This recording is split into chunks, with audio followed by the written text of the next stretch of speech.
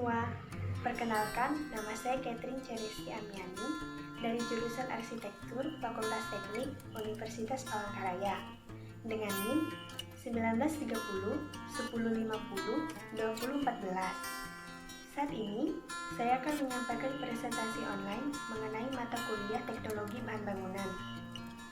Teknologi bahan bangunan sendiri mencakup banyak sekali elemen, diantaranya atap, dinding, kolom, slub, fondasi, dan lain-lain. Dan kali ini, saya akan lebih memfokuskan bahasan mengenai kolom. Pertama, saya akan menjelaskan pengertian dari kolom. Apa itu kolom? Kolom adalah batang tekan vertikal dari rangka struktur yang memikul beban dari balong. Kolom sendiri merupakan suatu elemen struktur tekan yang memegang peranan penting dari bangunan, sehingga keruntuhan pada suatu kolom menjadi lokasi kritis yang dapat menyebabkan runtuhnya lantai yang bersangkutan dan juga keruntuhan total pada seluruh struktur bangunan. Yang kedua, saya akan menjelaskan fungsi dari kolom. Secara umum, kolom memiliki fungsi untuk menahan bangunan agar tidak roboh karena adanya gaya tekan dari atas. Fungsi kolom sendiri ditentukan berdasarkan bentuk kolom. Yang pertama, kolom utama.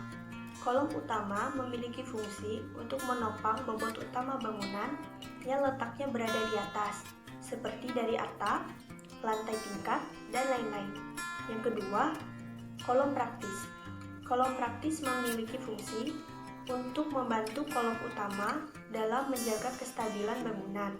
Selain itu, kolom praktis juga mempunyai fungsi sebagai pengikat dinding atau tembok agar tetap kokoh. Yang ketiga, saya akan menjelaskan jenis-jenis dari kolom. Untuk jenis kolom beton bertulang terdapat 3 jenis diantaranya, yaitu kolom ikat, kolom spiral, dan kolom komposit. Yang pertama, kolom ikat. Kolom ikat merupakan kolom yang menggunakan sengkang lateral. Kolom ikat adalah kolom beton yang ditulangi dengan memanfaatkan batang tulangan pokok memanjang yang pada jarak spasi tertentu diikat menggunakan pengikat sengkang pada arah lateral. Tulangan ini sendiri memiliki peran untuk memegang tulangan pokok memanjang agar tetap kuat dan kokoh pada tempatnya. Yang kedua, kolom spiral. Kolom spiral adalah kolom yang memanfaatkan pengikat spiral. Kolom spiral mempunyai bentuk yang sama dengan kolom ikat. Perbedaannya, sebagai pengikat tulangan pokok memanjang adalah pengikat spiral yang dililit keliling dan berbentuk heliks menerus di sepanjang kolom.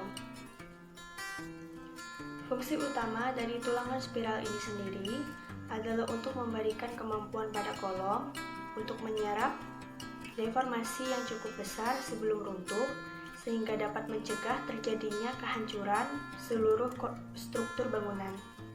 Yang ketiga, kolom komposit. Struktur kolom komposit adalah komponen struktur tekan yang biasanya diperkuat pada arah memanjang dengan menggunakan gelagar baja profil atau bisa juga menggunakan pipa yang dilengkapi dengan batang tulangan pokok yang memanjang. Untuk bangunan rumah yang sederhana, biasanya digunakan 2 jenis kolom, yaitu kolom utama dan kolom praktis. Kolom utama adalah kolom yang berfungsi untuk menyangga beban utama bangunan yang ada di atasnya. Sedangkan kolom praktis adalah kolom yang berfungsi untuk membantu kolom utama dan sebagai pengikat dinding agar tetap stabil. Yang keempat, saya akan menjelaskan material yang biasa digunakan dalam pengerjaan kolom beton. Bahan material yang digunakan dalam pengerjaan slub ini sangat mempengaruhi hasil akhir yang akan didapatkan. Jadi, bahan material bangunan yang disiapkan harus mempunyai kualitas yang baik jika menginginkan hasil yang lebih maksimal.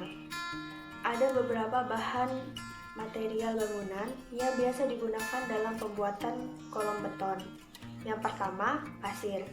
Sebaiknya gunakan pasir yang kasar karena akan menghasilkan agregat yang mengikat kuat dengan campuran adukan dan biasanya lebih cepat kering. Yang kedua, batu split. Jika ukuran cetakan beton besar, sebaiknya gunakan batu split dengan ukuran 3/4. Namun, jika ukuran cetakan beton kecil, sebaiknya gunakan batu split dengan ukuran yang lebih kecil, supaya saat proses pengecoran nanti, beton dapat padat dan hasilnya tidak berongga. Papan cor dan cetakan yang dibuat. Gunakan papan cor yang kuat, misalnya dari papan cor kayu kelapa yang tua. Karena jika kayu yang digunakan untuk cetakan beton tidak kuat, maka pada saat proses pengecoran nanti, bagian bawah akan menerima beban yang besar sehingga mengalami pengembungan dan menghasilkan tiang atau kolom yang tidak profesional. Yang kelima, saya akan menjelaskan tentang perawatan kolom beton. Setelah dilakukan pengecoran, maka untuk menjaga agar mutu beton tetap terjaga, harus dilakukan perawatan beton atau curing.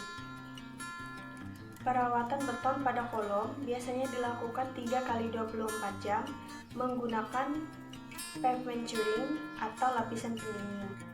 Tujuan melakukan curing adalah untuk menjaga agar beton tidak cepat kekurangan air atau untuk menjaga kelembapan dan suhu pada beton.